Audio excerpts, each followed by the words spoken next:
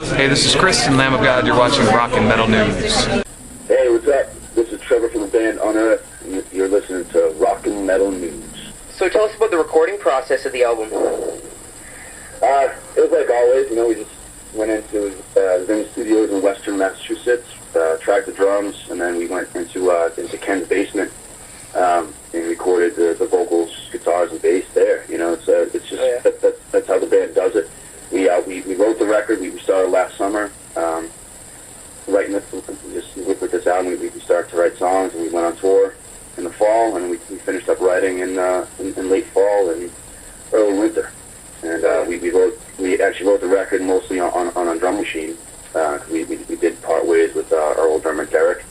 Great guy, but we weren't seeing eye to eye on how extreme we wanted to be. That guy's more of a rock drummer. We're more of an extreme metal band, so we had to move on from that situation and wrote this record with a drum machine. Called up Justin Foley from Killswitch because his band's taking a short break, so he was available to do the recording.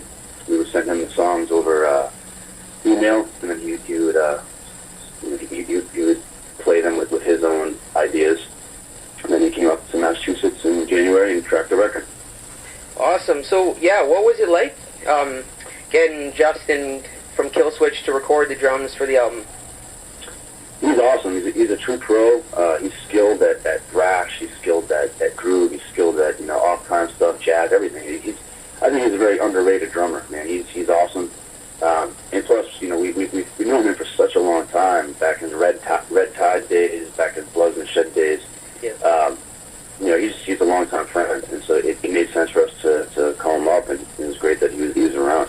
And he's actually going to start the actual touring cycle with this for this record. He's going to do Mayhem Fest with us this summer, and then he's going to do the tour in Europe with us after that. Nice. So how much say did you guys have in the mixing of the album? We have a lot of say. It went down to Mark Lewis in Florida at Audio Hammer Studios, but he would send us a mix each day, and we'd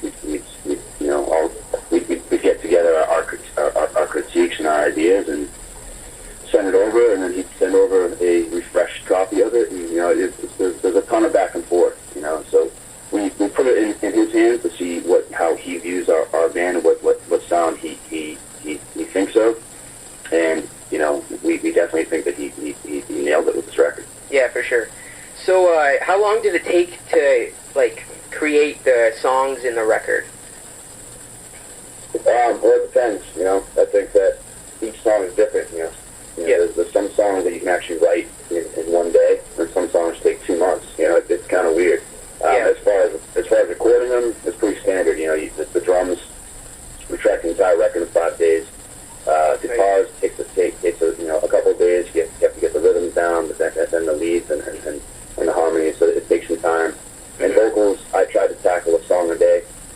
Sometimes I would tackle more than that, sometimes less. Depends on how the voice felt that day, and there's always a day set aside for doubles and fixes. So it all takes some time. But I think the band has it down pat with it being our fifth record. Yeah, for sure. So what was it like having Adam from Killswitch to produce the album? Well, it's our fourth record with him producing it, so it's like old friends just doing a record together at this point. It's 10 years of working with them. Because our first record came out in 2001. Yeah. So he knows our sound inside and out. He knows us very well. He actually played drums for us for 2 weeks back in 2003 on the Headbanging Fall tour when we were between drummers back then. So he's a great guy, great engineer, great producer, great player. He plays drums, guitar, bass. He even sings sometimes and Killswitch sometimes he plays, So he's very educated, and he's fun to hang out with, and it just makes sense for our band to work with him. Yeah. So after listening to the album, my favorite song has to be Rise the War Cry because of the amazing guitar and awesome breakdown in it. So how did Buzz come up with the guitar part, and where did you guys come up with the breakdown? I think the breakdown, I could be mistaken, I think the breakdown is Ken. Ken loves breakdown. But the sweep, Buzz is always practicing scales and sweeps and everything. And on tour, that guy plays guitar, between 3 and 8 hours a day.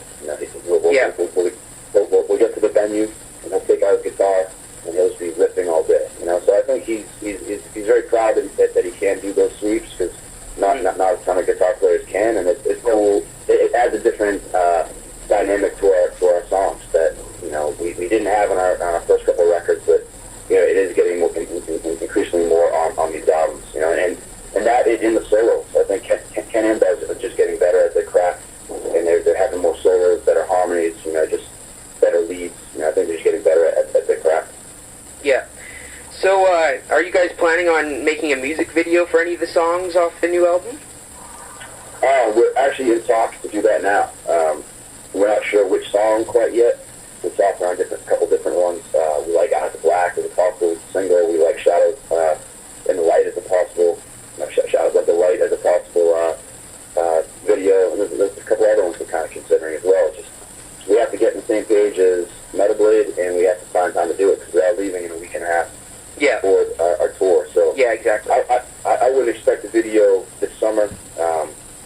Maybe sometime this fall or winter we'll have our first video. And it is weird with Headbangers Ball not being on the air much anymore. And I think that with everyone that has cell phones and the ability to put stuff on YouTube, which we're on now, the importance of the actual music video is less and less because you actually get to see the band a ton on YouTube. Yeah. With people actually, they'll shoot shows and put them online, or the band will actually, shoot candid footage of them hang out in the backstage on the bus or the van. Yeah. And just having that on YouTube. And I think it accomplishes the same thing as the video does for a band. It gets people to see what the band is like live and see, what they're like as people. It just gives them an idea of the band, and I think that's the great thing that YouTube does.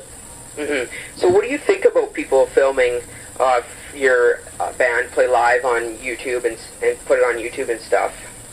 I love it, man. I think that the main thing that's Hello? is that we do bring a great live show.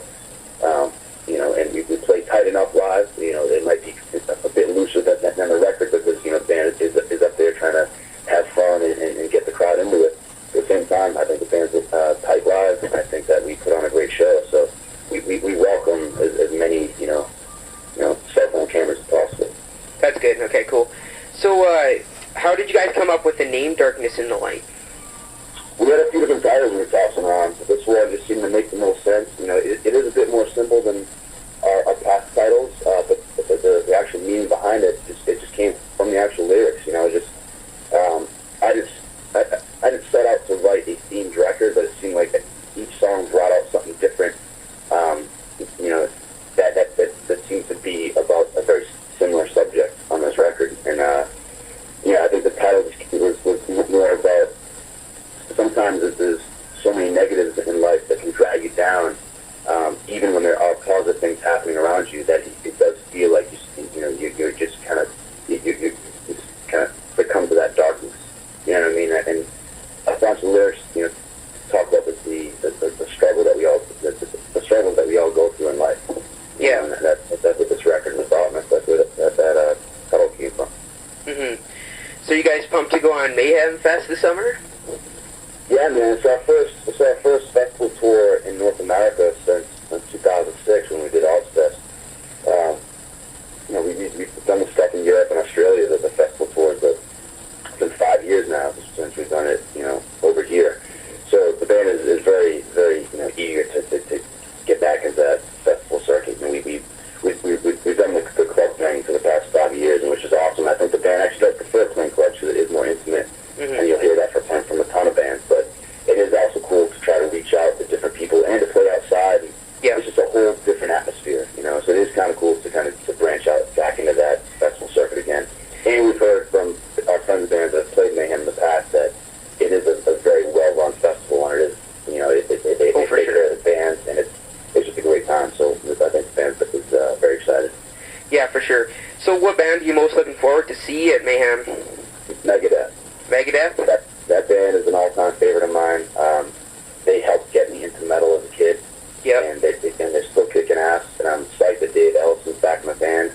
I was bummed when he was out of the band, and Mustaine is a legend, but I think that that band to me are the two Daves, because it kind of had a revolving cast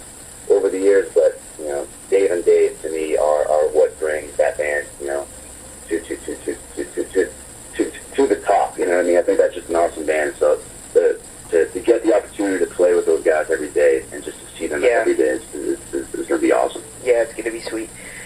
So after Mayhem Fest and European tour, are you guys going to plan on coming back to North America at all and do a headlining tour possibly? Yeah, we're talking about that right now to finish out the year. We're not exactly sure which bands will be out there. There's a possibility we might support, but I know the band wants to headline. So I think talks are in motion right now to make that happen. Cool, cool. So what bands are you personally listening to right now? Actually, on my CD player is a band called Unearth. I'm actually listening to it right now. It's a band on my label, Ironclad Recordings. Nice. But the record's awesome. You know, it's very classic death metal with some more progressive themes, and there's even some more like Mastodon style guitar and vocals on there as well. And nice. there's even parts that even sound like Pink Floyd there and there. It's pretty dynamic record. It's awesome. Before that CD was on, I listened to this guy named The White Buffalo. He's more of a dark folk singer. He's pretty cool too. He's got some really dark songs, and it's just him and his guitar on most of the songs. It's pretty cool, man. Nice. So nice. So what plans does the band have for finishing off 2011 and into 2012? Well, we have Mayhem, then we go into Europe. From there to Hell on Earth, and from there we fly directly to Australia for the Soundwave Revolution Festival. The headliner on that's going to be Van Halen, which is fucking sick. Oh, nice. It'll be awesome to see them every day. Yeah, for sure. Our friends at Whitechapel on that too, man. It's just a bunch of great bands. Every Time I Die as well. But after that, I think we're planning on a quick tour in Japan. I think we also might do a couple shows in some Pacific Rim countries. I'm not sure which ones, but we've never been over there, so we're excited to get that opportunity. And then, like I said, we're playing something in North America. It's not set in stone yet, but I'm sure we'll be back. And then that should round out 2011, and I'm sure in 2012 we'll have a ton of touring. Yeah, awesome. So how much does social media help promote the band? I think it's a great thing, man. We always spend time on it. We're always on Twitter and Facebook, and sometimes on MySpace, but that's a dead site pretty much, unfortunately. But yeah, that was a great one for years. But things always change and evolve, and yeah, for sure. I do love Twitter, man. It's cool because you have such easy access to questions with fans. You can forward what fans say to more people. And it's like for the past week, since our stream of the record went up on EP. Yep. I've been actually retweeting what people are saying about the record.